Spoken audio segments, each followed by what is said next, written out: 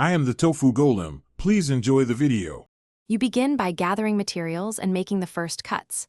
Measure the feeder rim and add 1/4 inch for overlap so the cover sits snug.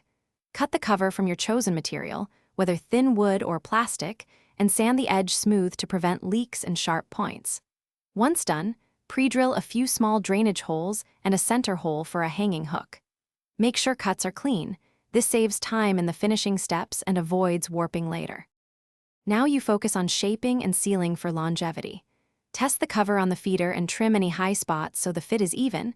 Use a rasp or file for controlled removal.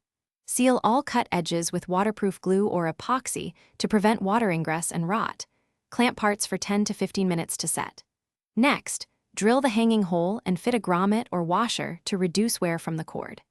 These steps ensure a durable, weatherproof cover that stays put. Finish and attach the cover with care. Apply a UV-resistant, non-toxic paint or sealant and let each coat dry 24 hours for full protection.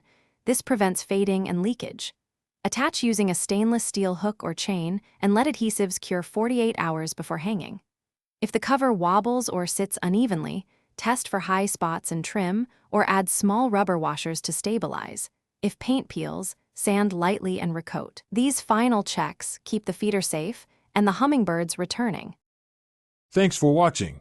Consider subscribing if we helped you today.